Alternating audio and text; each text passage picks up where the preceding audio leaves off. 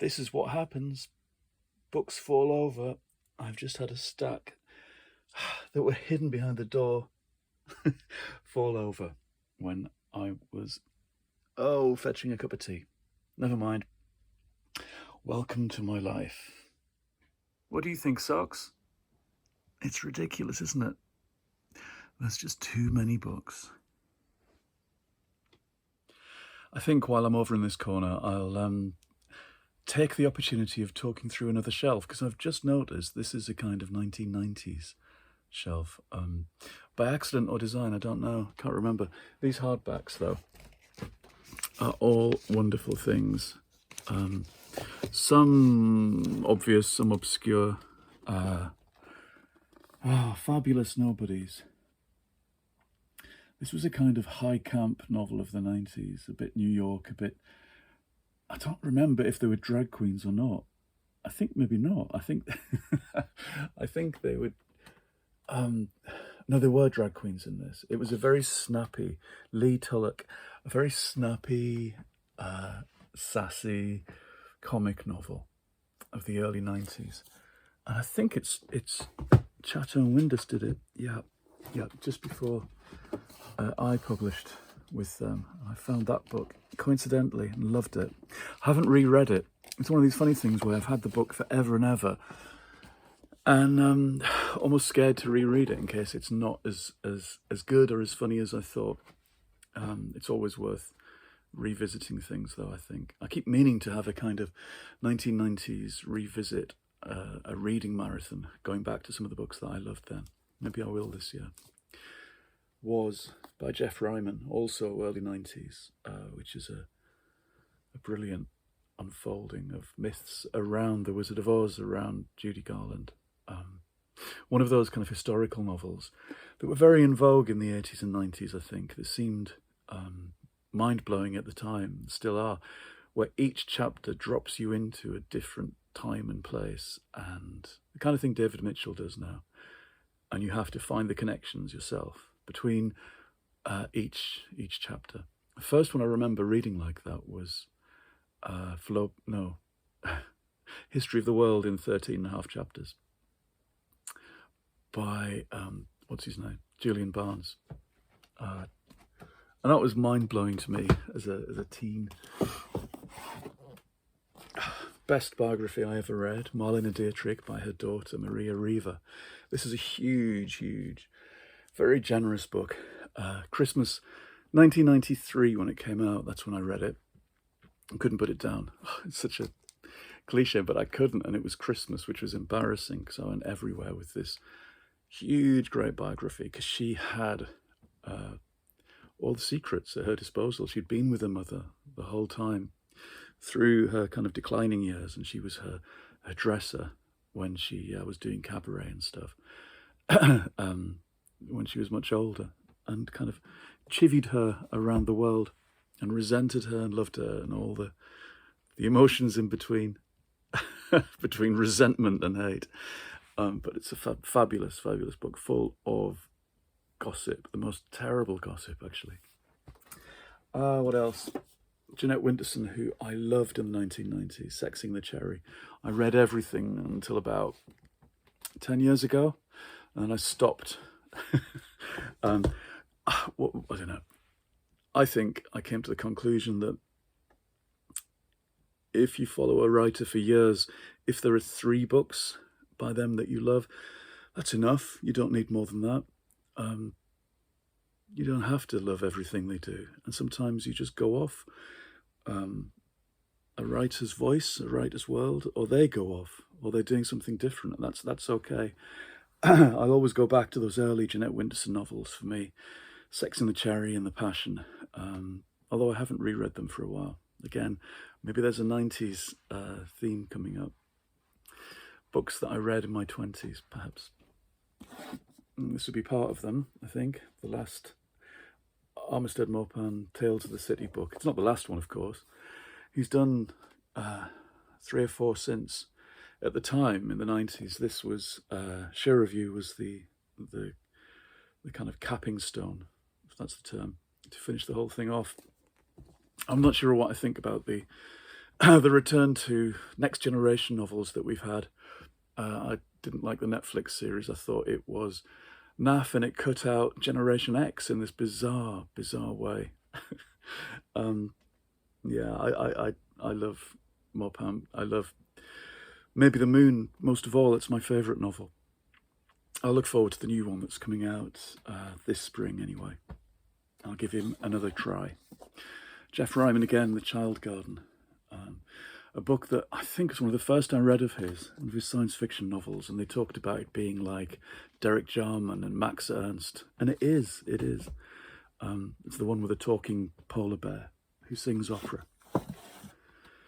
This was my first anthology of gay fiction that was bought for me by a boyfriend and given to me on a first date in 1991, which was a big deal. And then it became a kind of contraband because I wasn't out to many people at that point, and having a big orange gay book with a naked man on the front was a big deal, a big statement. Books are always big statements, somehow. Because the books that you shelve and keep with you are you somehow, I think. A kind of collage of who you are at different times, and the ones you keep are somehow the person you still are, I think, anyway.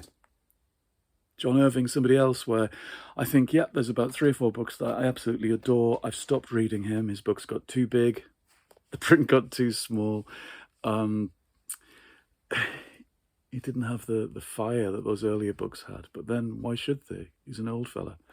I loved The Hotel New Hampshire, the one about Vienna and bears, and there's a theme of bears in lots of the books I like.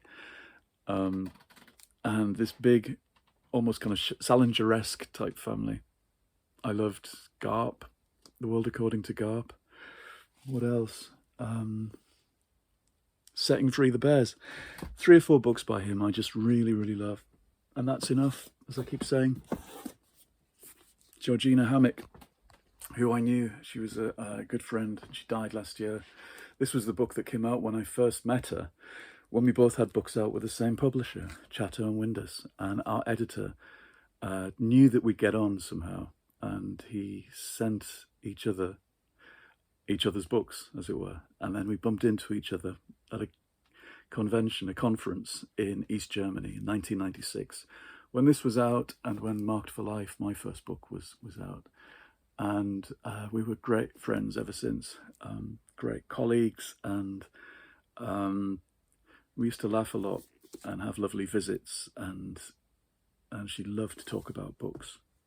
A great observer of people, Georgie. She knew about the kind of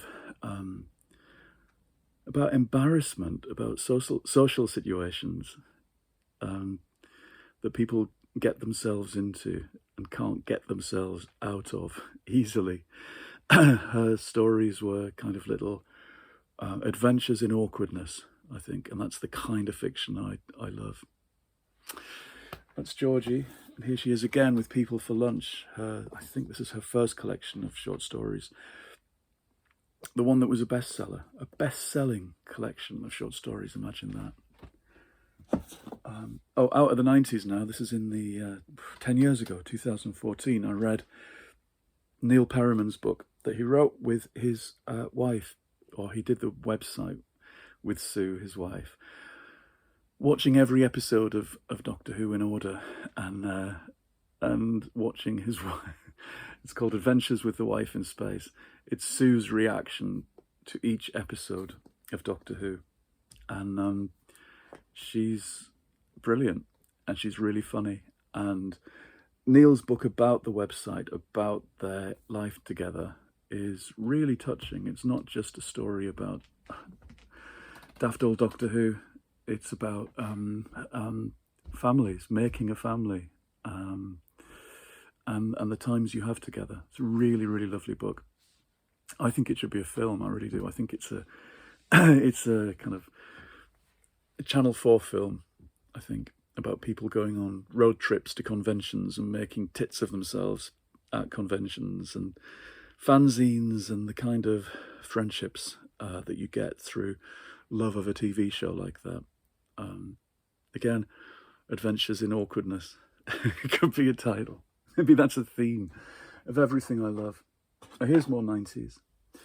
This is an anthology that it's Demons and Dreams, they gave the title, but it's the best fantasy and horror edited each year by Ellen Datlow and Terry Wildling. Windling, sorry. And this was the first one, I think, that I came across.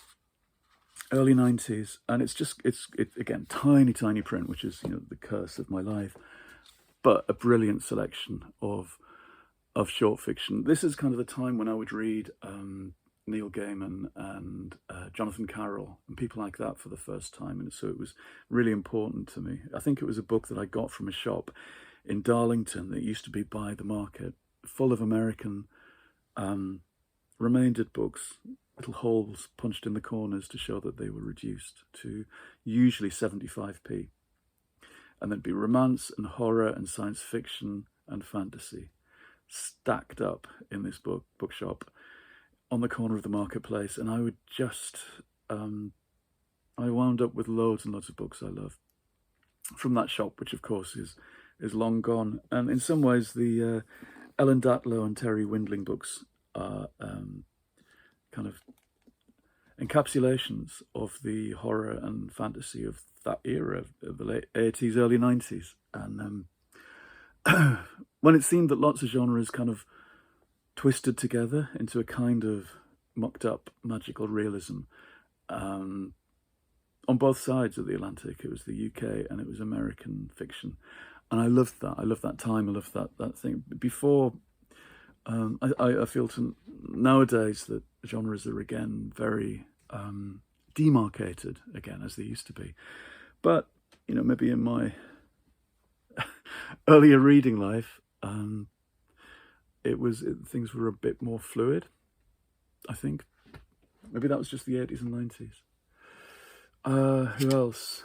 David Levitt. He's somebody who's still going, who I've not read so much by in recent years, but I loved his earlier gay fiction.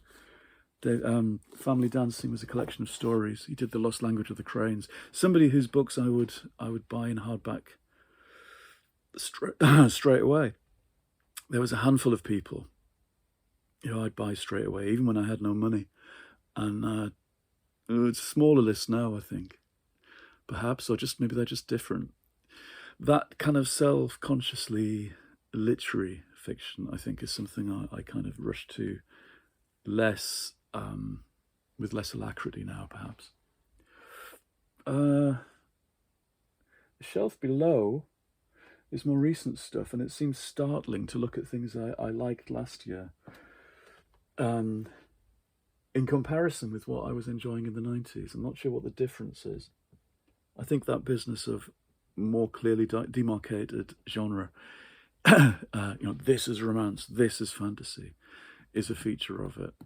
There are fewer surprises in books, perhaps, but maybe that's just my jaded palate. I hope it's not too jaded. Anyway, I've blethered on long enough again, and all I've covered is half a shelf. And but I have picked up the books that fell down. Anyway, talk again. See you next time. Oh, and there he is. I'm sorry about that light. I'm not sure why that's coming out the camera. I'm sorry. Okay, I'll switch it off now. Actually, Socks doesn't mind. He likes this room and being in here. He chooses to sit on my armchair all day long, don't you? Even though he knows I'm going to be getting up and getting down and moving around. He likes being in the thick of things.